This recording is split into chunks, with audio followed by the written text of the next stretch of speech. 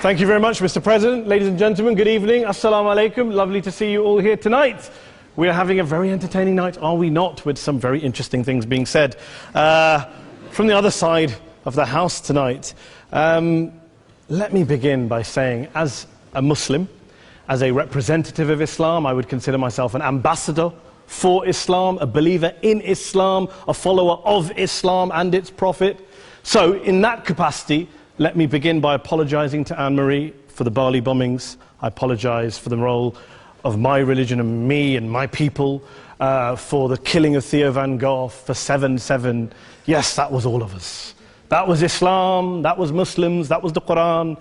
I mean, astonishing claims to make in the very first speech tonight, on a day like today, where the Conservative Prime Minister of the United Kingdom is having to come out and point out that these kind of views are anathema. And I believe you're trying to stand for the Labour Party to become an MP in Brighton. If you do, and you make these comments, I'm guessing you'll have the whip withdrawn from you, but then again, UKIP's on the rise, they'll take you, the BNP, they might have something to say about your views. This is what Mehdi Hasan always does. By the way, just on a factual point, since we heard a lot about the second speaker, about how backward we Muslims all are, on a factual point, you said that Islam was born in Saudi Arabia. Islam was born in 610 AD. Saudi Arabia was born in 1932 AD. So you were only 1,322 years off. Not bad? Not bad start there. Talking of maths, by the way, a man named Al-Khawarizmi was one of the greatest mathematicians of all time, a Muslim, worked in the golden age of Islam.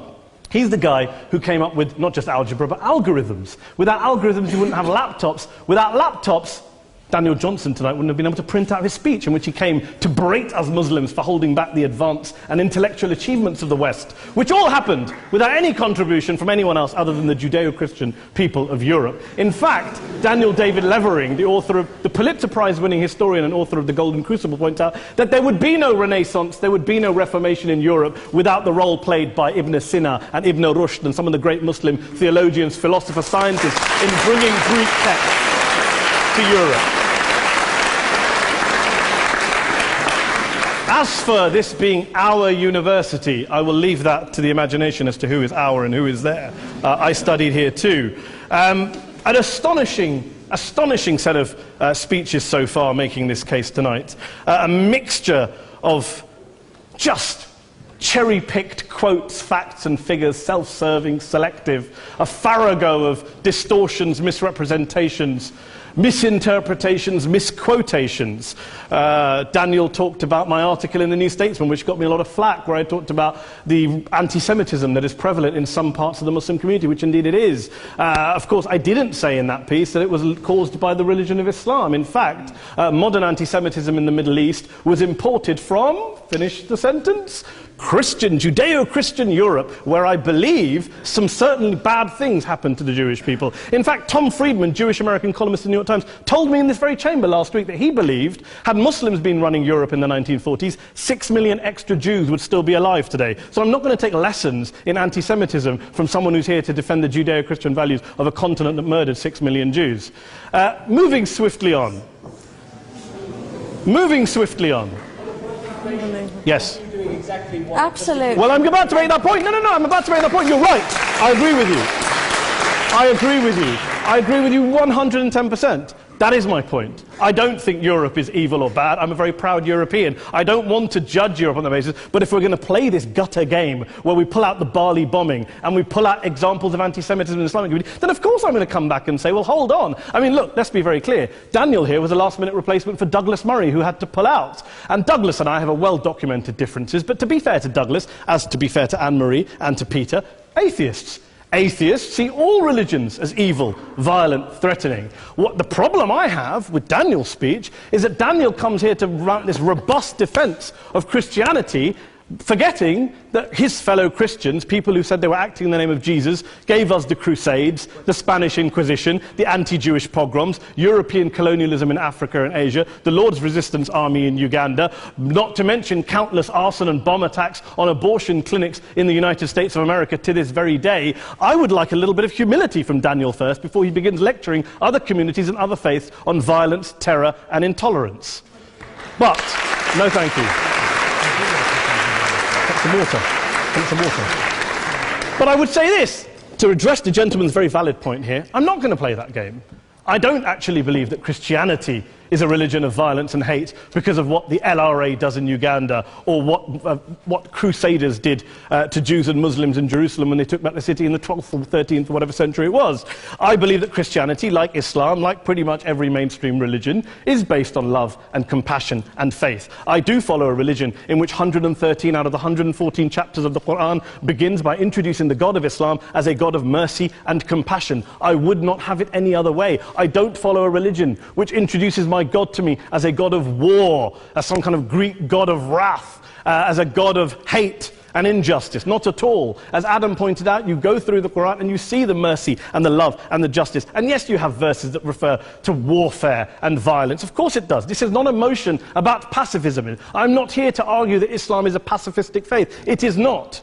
Islam allows military action, violence in certain limited contexts. And yes, a minority of Muslims do take it out of that context. But is it religious? Well, we talked about Woolwich. Daniel and Anne-Marie have suggested that it's definitely religion that's behind all of this. Well, actually, what I find so amusing tonight is we're having a debate about Islam, and the opposition tonight have come forward. We have a graduate in law, a graduate in modern history, a graduate in chemistry, and, you know, I admire all of their intellects and their abilities, but we don't have anyone who's actually an expert on Islam, a scholar of Islam, a historian of Islam, a speaker of Arabic, even a terrorism expert or a security expert or a pollster, let alone to talk about what Muslims believe or think. Instead, we have people coming here, putting forward these views, putting forward these sweeping opinions. Listen to Professor Robert Pape of the University of Chicago, one of America's leading terrorism experts, who, unlike our esteemed opposition tonight, studied every single case of suicide terrorism between 1980 and 2005, 315 cases in total. And he concluded, and I quote, "There is little connection between suicide terrorism and Islamic fundamentalism or any of the world's religions. Rather, what nearly all suicide terrorist attacks have in common is a specific secular and strategic goal to compel modern democracies to withdraw military forces from territory that the terrorists consider to be their homeland." And the irony is, when we talk about terrorism, the irony is that the opposition and the Muslim terrorists, the Al-Qaeda types, actually have one thing in common. Because they both believe that Islam is a warlike, violent religion. They both agree on that. They have everything in common. Osama bin Laden would be nodding along to everything he's heard tonight from the opposition side. He agrees with them. The problem is that mainstream Muslims don't. The majority of Muslims around the world don't. In fact, a gentleman here started quoting all sorts of polls. Gallup carried out the biggest poll of Muslims around the world, of 50,000 Muslims in 35 countries. 93% of Muslims rejected 9/11 and suicide attacks. And of the 7% who didn't, they all, when polled and focus grouped, cited political reasons for their support for violence, not religious reasons.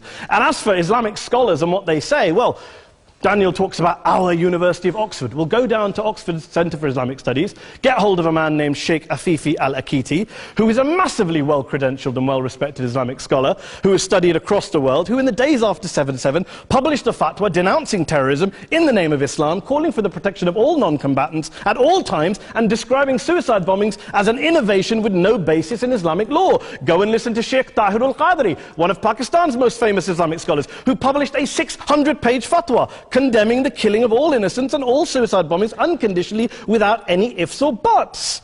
There's nothing new here. This is mainstream Islam, mainstream scholarship, which has said this for years. You don't go out and kill people willy-nilly in the high street or anywhere else, on a bus or a mall, based on verses of the Quran that you cherry-pick without any context, any understanding, any interpretation, or any commentary. Point of information. Please.